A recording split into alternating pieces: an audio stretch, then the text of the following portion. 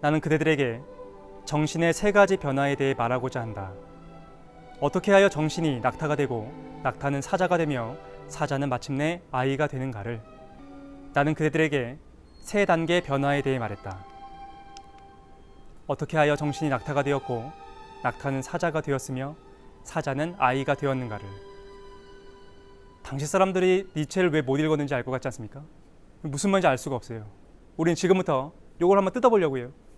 정신의 세 가지 변화에 대하여 이 파트를 제가 거의 그대로 가져온 겁니다. 그래서 이게 도대체 왜 어떤 의미를 갖고 있는가, 지금부터 서양 철학에 대한 아주 일반적인 간단한 개념부터 좀 설명드린 다음에 이걸 다시 돌아오도록 하겠습니다. 서구 역사는 어떻게 변해왔는가?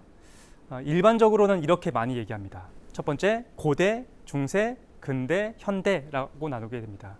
우리가 알고 있는 고대 그리스 로마 신화 있지 않습니까? 막 제우스 나오고 헤라도 있고 아폴론도 있고, 우리한테는 이것이 하나의 문학 작품으로 읽히지만 당시의 사람들, 그러니까 고대인들한테 이거는 진짜라는 거죠. 르네상스 이후에 사람들은 신보다는 무엇을 믿게 되는가? 인간 자체를 믿게 돼요.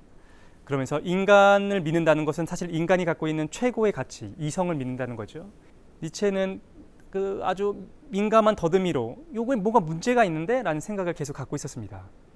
그러면서 니체가 결국 오랜 기간의 사유 끝에 진단을 내려요. 어떤 진단이냐? 유럽인들, 서구인들이 병들었다라는 진단을 내리게 됩니다. 거기서 끝내는 것이 아니라 이제 니체는 그거 전체가 왜 문제였는지, 왜 우리가 병들게 됐는지를 망치를 들고서 이 시대 전체를 부숴내게 돼요. 니체는 피상적인 어떤 부정적인 측면을 비판한 것이 아니라 그리스도교라는 본질 자체가 인류를 병들게 했다고 생각했어요. 근데도 한번 생각해 볼까요? 이성중심주의가 뭐가 나쁩니까? 인간은 이성 빼면 사실은 인간이 자랑할 만한 게 없잖아요. 그리고 우리가 알고 있는 이 풍요로운 세계, 이건 이성이 다 만들어낸 거 아닙니까? 과학과 기술, 철학과 학문. 근데 니체는 그것도 인류를 병들게 했다라고 생각했어요. 그리스도교, 이성중심주의 둘 다 같은 애들이야. 특히 이걸 뭐라고 얘기하느냐? 플라톤주의라고 얘기할 수 있어? 라고 일단은 묶어요. 플라톤주의. 이거 이름 많이 들어봤습니다. 플라톤. 그죠? 서구 철학의 끝판왕, 이 플라톤 아닙니까? 화이트, 수학자이자 철학자였던 영국의 그 화이트헤드 같은 경우에는 우리가 잘 알고 있는 그 얘기를 했었죠. 서구의 2000년의 철학은 플라톤의 주석에 불과하다라고 얘기할 정도로 서구 철학의 처음 시작이자 완성은 플라톤이라고 일반적으로 받아들이죠. 플라톤은 세상을 둘로 나누죠. 이데아의 세계가 있다. 그리고 이데아 세계에 반대되는 현실 세계가 있다. 그리고 남성과 여성으로 나누기도 하죠. 그래서 한때 남성 중심적으로 우리가 사유를 했었죠.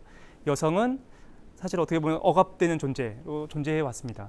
이걸 우리가 보통 뭐라고 얘기하느냐? 이분법이라고 얘기합니다. 인류는 왠지 모르지만 이원론이 내재되어 있어요. 세상을 둘로 나누는 거죠. 세상을 둘로 자르는 것, 이걸 이원론이라고 한다라는 거죠. 그런데 이 이원론은 별 문제가 없어 보이지만 실제로는 굉장한 문제를 내포하고 있습니다. 어떤 문제냐?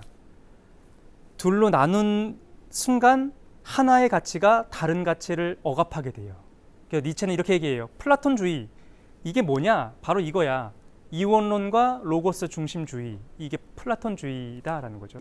중세와 근대 서구 사회를 장악했던 두 가지 사유 방식, 그리스도교와 이성 중심주의에 대해서 강력한 비난을 합니다. 그래서 그 비난의 실체는 뭐냐? 그것이 플라톤주의의 다름 아니다를 밝히게 되는 거죠.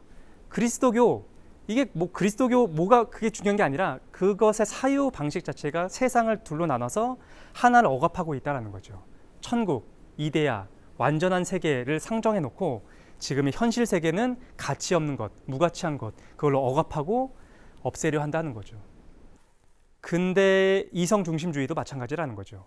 철학, 과학, 이성 이런 것들이 좋아 보이지 실제로 그렇지 않아. 이것이 의미하는 것은 우리가 이렇게 볼 수도 있을 것 같아요. 낙타는 중세, 그리스도교를 얘기하는 거고, 사자는 르네상스 이후에 이성을 찾았지만 역시 이성 중심주의가 전부인 근대를 얘기하는 거고, 아이는 뭘 얘기하느냐? 한 번도 그때까지의 인류가 보지 못했었던 미래, 바로 현대를 얘기한다라고 볼 수 있습니다. 정신의 세 가지 변화에 대하여는 이런 내용을 담고 있다라는 거죠.